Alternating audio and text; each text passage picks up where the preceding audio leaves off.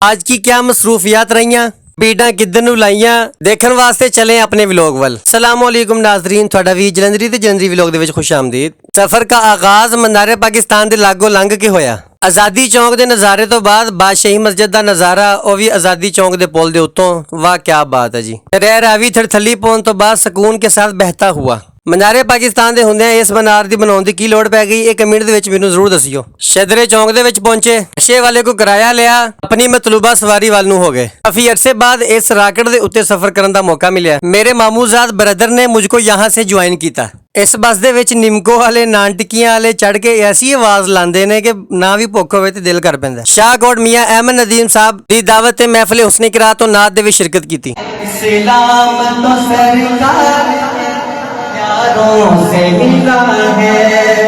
अरबी ਦੇ ਵਿੱਚ ਮਿਸਰ ਤੋਂ ਆਏ ਮਹਿਮਾਨਾਂ ਦੇ ਨਾਲ ਗੱਪਸ਼ਪ ਲਾਈ ਤੇ ਮੁਲਾਕਾਤ ਕੀਤੀ ਹਾਲ-ਅਹਿਵਾਲ ਪੁੱਛਿਆ ਅੰਤਾ ਹਬੀਬੀ ਸ਼ਾਇਦ ਮੁਹੰਮਦ ਸਾਲੇ ਐਂਡ ਅਹਿਮਦ ਸਾਲੇ ਦੇ ਨਾਲ ਮਿਲਣ ਤੋਂ ਬਾਅਦ ਇਹਨਾਂ ਕੋਲੋਂ ਕੁਰਾਨ ਸੁਣਿਆ